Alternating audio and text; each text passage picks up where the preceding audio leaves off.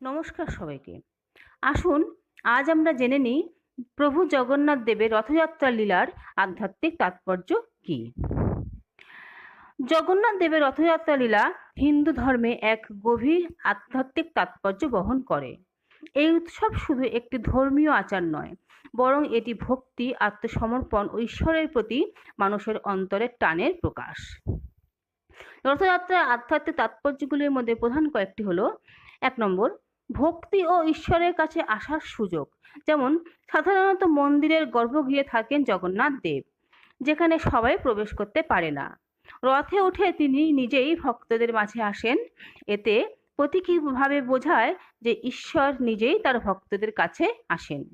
২ নম্বর, জগন্নাথ রূপে বিশ্বপতির প্রকাশ।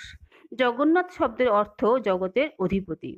রথে চড়ার মাধ্যমে তিনি যেন নিজেকে জগৎ পরিচালনাকারী হিসাবে দেখান এবং সকলের মঙ্গল কামনায় বেরিয়ে পড়েন।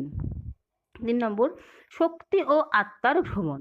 রথযাত্রাকে আত্মার শুদ্ধির প্রতীক হিসাবে ধরা হয়। ঈশ্বরের সঙ্গে এই ভ্রমণ জীবের আত্মিক উন্নয়নের পথচলা নির্দেশ করে। ৪ নম্বর, ঈশ্বর ও ভক্তের মিলন। যেমন সুভদ্রা ও বলরামের সঙ্গে জগন্নাথের এই যাত্রা তিনটি শক্তির সমন্বয়কেও প্রতিফলিত করে, যেমন ইচ্ছা শক্তি, ক্রিয়া শক্তি ও জ্ঞান শক্তি। ৫ নম্বর, মায়ার বৃত্ত থেকে মুক্তি। বিশাল রথ ও তার চলা জীবের মায়া থেকে মুক্ত হয়ে ঈশ্বরের পথে অগ্রসর হওয়ার প্রতীক। রথ টানাকে ঈশ্বরের উদ্দেশ্যে জীবের আত্মসমর্পণ ও প্রয়াস হিসাবে ধরা হয়। জয় জগন্নাথ। অবশ্যই কমেন্টে সবাই জয় জগন্নাথ লিখবে। ধন্যবাদ।